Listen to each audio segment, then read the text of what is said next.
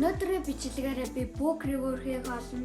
Тэгээ өмнөх book review-тэй адилхан 20 номер хийх болно. За эхлээд та нар энэ цаг хугацааны машин их сонирхол татж байгаа гэж бодож байна.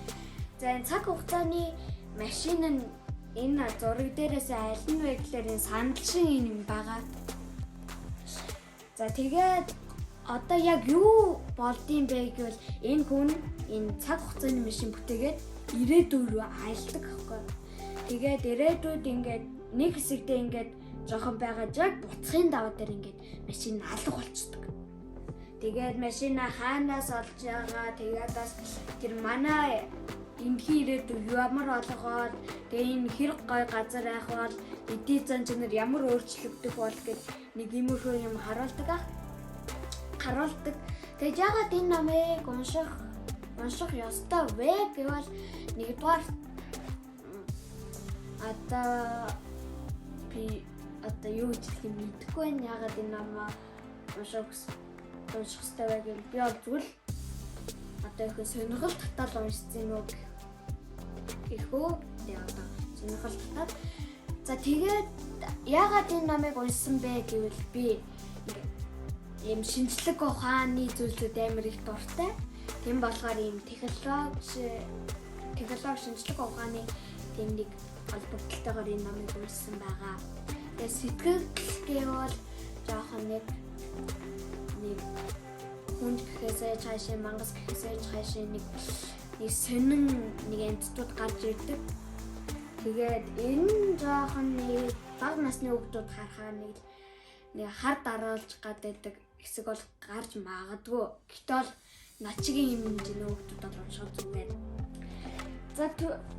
За хүүтэн зүрхтэг яри. Энэ хүүтэн зүрхт нь одоо та нар ингээд хин ингээ хүүтэн зүрхт нь юм бэ гэвэл энэ гэж та нар бодож байгаа. Гэтэ энэ хүүтэн зүрхт биш шүү заяа. За гол дүрийнхэн баатрууд нь Петр Монк, Шилэн хүн, тэгээ аврах бид Михаил гэдэг. Гэтэ энэ зурган дээр байхгүй. За энэ Петр Монк нэштэй нэг ингээд билевсэн эмэгтэй ингээд нөхөртэйгээ хамт зүг ингээд амьдардаг. Гэтэ тэр гэр бүл нь маш ядуу. Тэгээд аав нь нас орцсон болохоор хүүн ингээ аавынхаа ажлыг одоо ингээд өргөмжилж аваад тэгээд нэг ингээ хэсэг амьдарч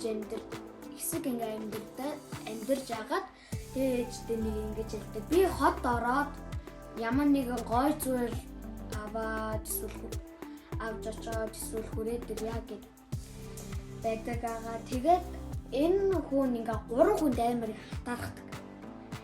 Нэг нь тарган эзэлийг тэгээд нөгөөх нь Бүжгийн хаан би нэрийг нь санахгүй гэхдээ хочийг нь санаж байгаа болохоор Бүжгийн хаанаар нь яач. Бүжгийн хаан тэгээд царайлаг ямар ч үлээ нэг тиймэрхүү 3 хүнд амар их хатаархдаг. За тэгээд одоо энэ Петр Монк нэштэй одоо ингээд зүрхээ аврах бид Михаил сэтүүлээд тэгээ одоо оронд нь чулуун зүрх хийгээд тийм амар баян чинэлэг болчихдог байхгүй. Тэгээд одоо энэ хэсэг дээр нь гарч байгаа та нар уншаад энэ хэсгийг ойлгох хаа. Гэтэ энэ Петр Монк ямар зүрхээ солиосныг дахаар юм баян болсон ч гэсэн ямар ч уур хилэн, ямар ч баясгалан инээд хөөр өнөглөл уур уцаар гэт тийм юм нэг ч яахгүй ямар ч зан чанаргүй болсон. Тэгээд нэг үлэмж бид Михаил дээр очоод би нэг ч зан чанар мэдгүй байна.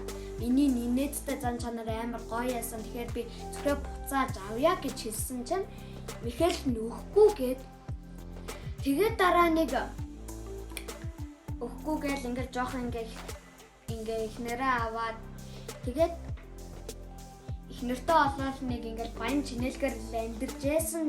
Дахиад үлэнч бид Михаил дээр нь очоод дахиад зүрхээ авъя гэхээр нь надад тийм баг зэрэгч болтугай мэдрэмж төрж ийна.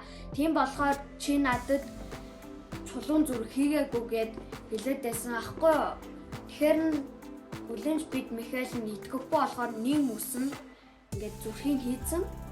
Тэгснээ одоо буцаагаад зүрхээ өг гэсэн чинь өгөхгүй гээл нэг тиймэрхүү баахан тийм амар шуурга муурга дийдээ ингээл газар хөдлөлт болоод амар нэг юм болсон. Тэгэл энэ олоон удаа зүрхээ өгөхгүй гэж зөрөөдөлсэй л агаад тэр нэг үлэмж бид мэхэлэн жижигрээ нэг хөшөө. Тэгээ нэг аз жаргалтайгаа ихнэртэйгээ ээжтэйгээ тэгээд эндэрдэг байгаа. Тэгээд сүүлийн хэсгэн дээр нь энэ Петр нь хүнд олоод хэрвээ би өгвөл хүүгээ шилэн хүнд өгнө гэд хэлсэн. Тэг нэг иймэрхүү янзаар дуустдаг. За тэгээ яага энэ номны сэтгэл гэж нэг тэр яг ингээ зүрхийн сэлдэг хэсэг дээр нэг жоохон юм шинэ мэдрэмж төржсэн. Тэгээд гэтээ бас бага насны хүүхэд одоо дөнгөж уншиж байгаа хүүхэд бол энийг уншихад хэцүү. Одоо уншихад нэг жоохон бэрхшээлтэй байх.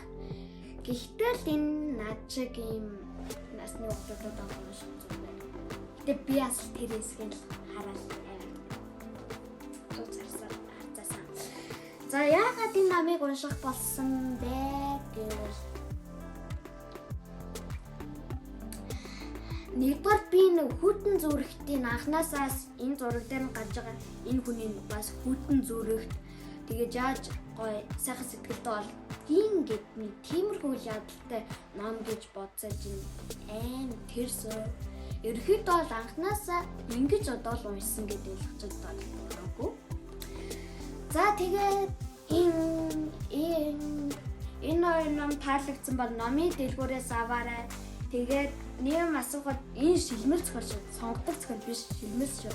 Энэ найраа сонгодог. За тэгээд миний book review-ыг үзэх хүмүүстээ баярлалаа. Хэрвээ таалагдвал лайк болон subscribe дараарай. Баярлалаа.